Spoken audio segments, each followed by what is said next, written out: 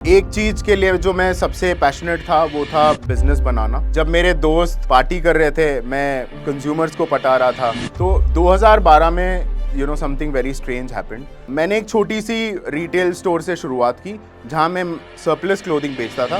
बहुत ही एक लो पॉइंट था मेरे लाइफ में, जहां मैंने अपना सब कुछ दाव पे लगा दिया था। And with in 2 years we were the only D2C brand to be bootstrapped and reach 100 crore in revenue.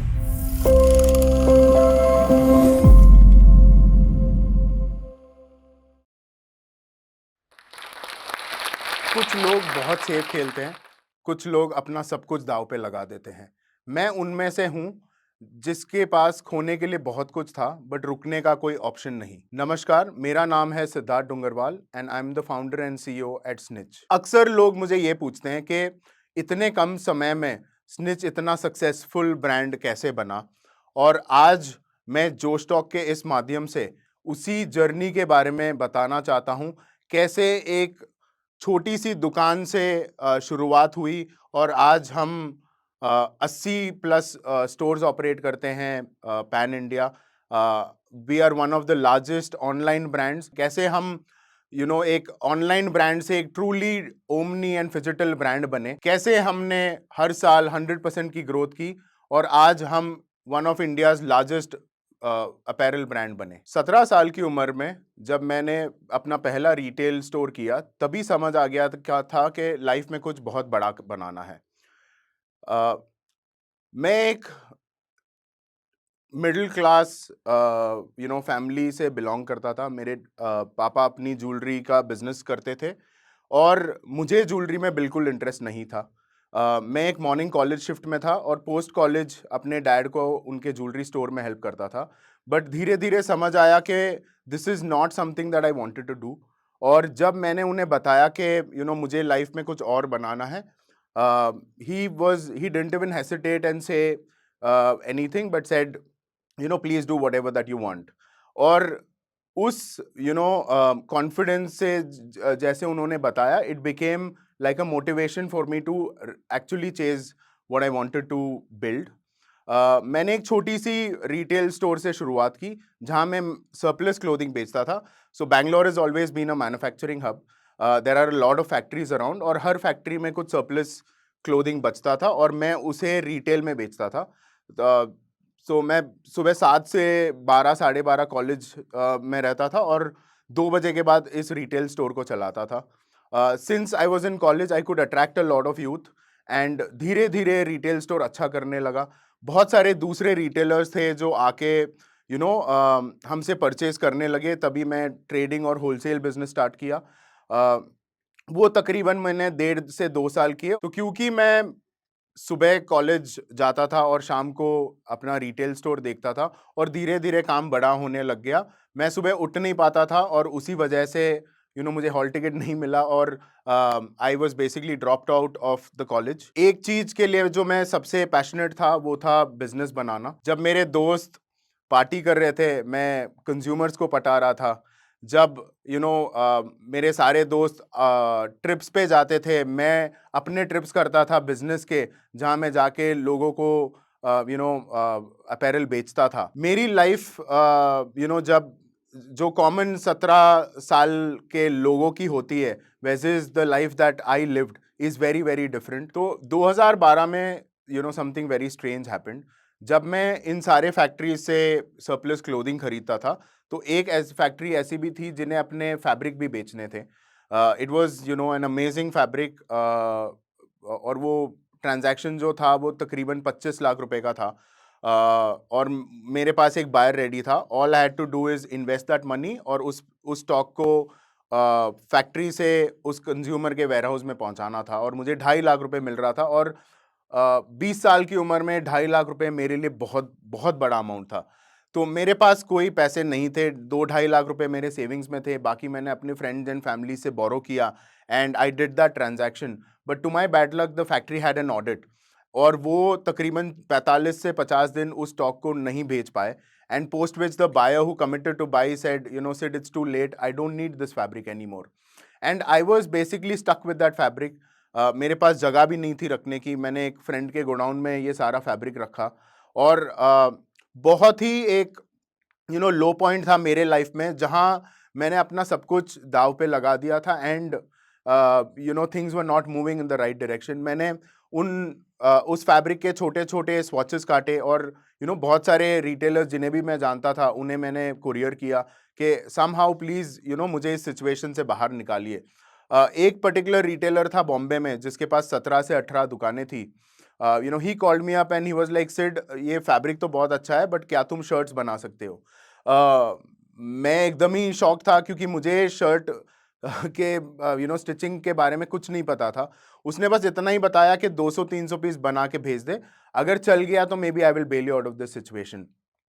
That's when the real hustle started. जो लार्ज मैन्युफैक्चरिंग यूनिट्स थी वो एक छोटा सा बैच बनाने के लिए रेडी नहीं थे, तो एक छोटी सी फैक्ट्री मिली, वहाँ मैं तकरीबन 5 से 6 हफ्ते बैठा और समझ रहा था कि प्रोडक्शन कैसे किया जाता है, शर्ट की कटिंग कैसी होती है, धागा कैसे चूज करते हैं, कॉलर पे स्टिच कैसी आती है, फ्यूजिंग क्या होता है। और end of 8 weeks I design these 200-300 pieces myself and shifted to Bombay. Over the weekend वो सारे शर्ट उस रिटेलर के स्टोर से बिक गए and he called me up and asked me to convert ये सारा fabric into shirts and when I did that I ended making 6.5 lakhs while I was making 2.5 lakhs selling the fabric। तभी मुझे realise हुआ कि manufacturing is a much larger business and life में मैंने जब वो एक रिस्क लिया तभी मुझे रियलाइज हुआ कि चेंजिंग ऑब्स्टिकल्स इनटू अपॉर्चुनिटीज कैसे किया जाता है। 2012 से लेके 2019 तक मैं एक बाइंग हाउस चलाता था जहां हम प्रोडक्ट को डिजाइन, मैन्युफैक्चर और डिलीवर करते थे बहुत सारे इंडियन एंड इंटरनेशनल ब्रांड्स को।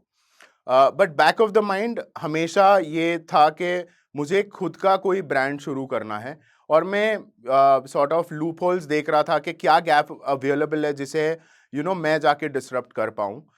तो दो चीज़ें मेरे दिमाग में आई। एक, ट्रेडिशनली जैसे रिटेल बिजनेस चलता था इंडिया में या जो भी ब्रांड बने थे वो बहुत ही कलेक्शन सीजन वाइज बनाते थे, तो either it was a summer collection और अ विंटर कलेक्शन और मे बी स्प्रिंग समर, 2 या 4 सीजन ही बनाते थे। while brands like H&M and Zara came into India and were disrupting the traditional model of business, तभी I was thinking कि क्यों नहीं कोई इंडियन ब्रांड ये कर पा रहा है। Indians have always manufactured for international brands like Zara, H&M and the mighties of the world, but why not one single brand which is coming out of India and creating a global brand? और समझ आया कि if you had to be a fashion brand, you had to be somehow vertically integrated, मतलब आपका supply chain खुद का होना पड़ेगा। और सिंस मैं सप्लाई चेन में काफ़ी टाइम मैंने अपने लाइफ का बिताया, I thought it was a great idea for me to start. Again मुझे ई कॉमर्स के बारे में कुछ नहीं पता था, मुझे रिटेल के बारे में कुछ नहीं पता था। All I knew was to make products and retailers, ये दो ही चीज़ें मुझे पता थी। तो हमने स्निच की शुरुआत की 2019 में, मोर लाइक अ B2B ब्रांड, जहां हम प्रोडक्ट्स रोज बनाते थे और डिस्ट्रीब्यूट करते थे रिटेलर्स को with a very very strong differentiator. तो ट्रेडिशनली अगर आप एक मल्टी ब्रांड आउटलेट स्टोर चला रहे हो तो हर मल्टी ब्रांड आउटलेट 15 से 20 ब्रांड्स रखता है अपने स्टोर में। हर ब्रांड 6 महीने 8 महीने पहले अपना कलेक्शन शोकेस करता है and they ask you to book stocks. But वो बहुत ही बड़ा रिस्क था क्योंकि रिटेलर्स हैड टू प्रिडिक्ट के क्या बिकेगा और वो डिस्पैच भी ट्रांचेस में करते थे। तो हमने एक छोटा सा ऐप बनाया। हमने हर रिटेलर को बोला कि आप हर रोज हम एक नया स्टाइल ऐप पे लाएंगे। आप you can order as low as 25 pieces and that's cash on delivery available. That sort of became very very viral क्योंकि रिटेलर्स को अब प्रिडिक्ट नहीं करना पड़ा। आज वो कुछ बेच रहे थे तो वो नेक्स्ट डे सुबह ऐप से कुछ और ऑर्डर कर रहे थे and that gave us tremendous growth within 9 to 10 months। But March 2020 में covid came and everything was shut, offline was completely shut. हमारे पास बहुत सारी इन्वेंट्री थी और life was not very easy because we were running a lot of factories. बहुत ही challenging time था जब आपके पास इतनी बड़ी टीम हो and you have to survive.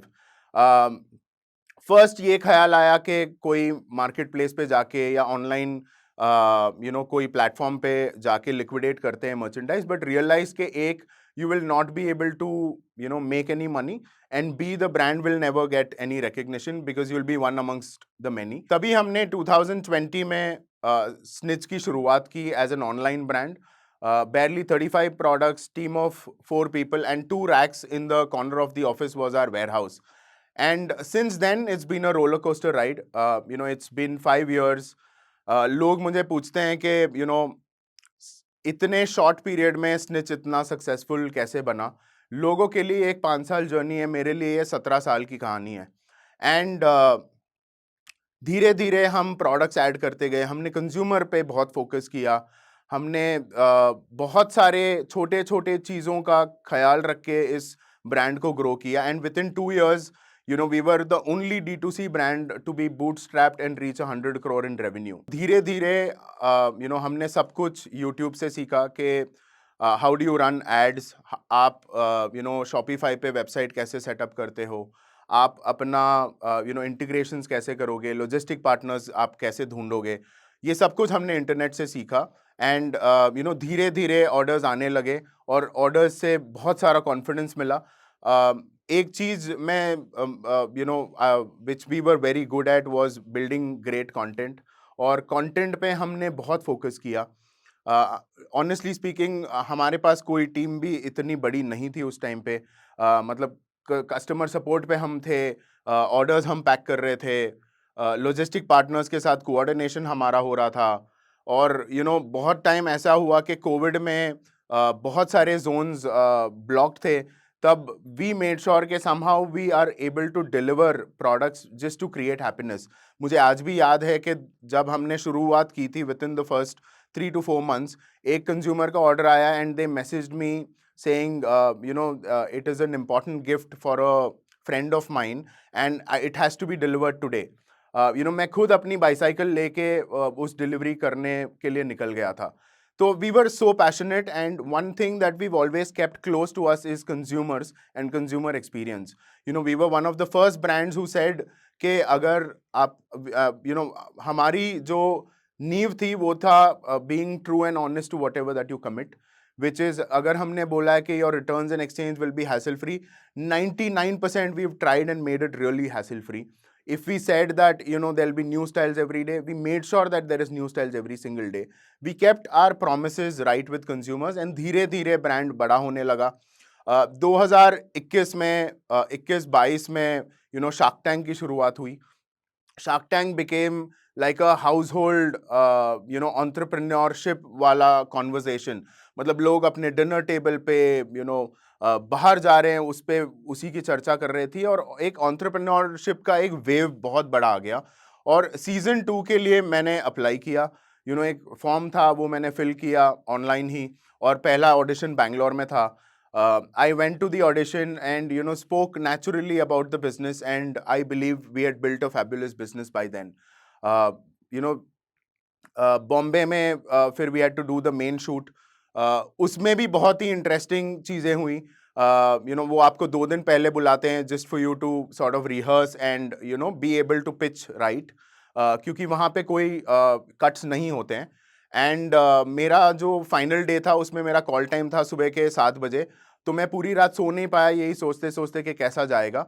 And जब मैं वहाँ पहुँचा, उन्होंने बोला कि आपका कॉल टाइम अब 10 बजे होगा, फिर 2 बजे. ऐसे करते करते it was almost 10 in the night, and मैं कंप्लीटली एक ज़ॉम्बी मोड में था. I just had a black coffee and I said to myself that I will be myself, and entered Shark Tank. And God has been very kind. We were the only brand of that season which got all 5 shark deal. 100 crore की valuation पे we closed that deal on Shark Tank, and one of the first brand to be bootstrapped and reaching a 100 crore mark within 2 years. Shark tank के वजह से हमें बहुत सारा recognition मिला. और कोई भी कंज्यूमर ब्रांड को the number 1 thing that they want is trust. Shark Tank gave us that trust, and consumer started loving the experience of Snitch. धीरे धीरे वेबसाइट बड़ा होने लगा, and then we decided to launch our app. We were one of the only brands to even start up come up with an app. मेरा एक ही thought process था कि अगर आपको हर एक कस्टमर के वार्डरोब में रहना है तो you have to first enter their phones and be as close to them as possible. And today we have over 4 million downloads on the app, and 70% of our revenue comes through the app alone. इस दौरान काफ़ी सारी गलतियां हुई, काफ़ी सारी चीज़ों में हमने बहुत सारे goof-ups किए.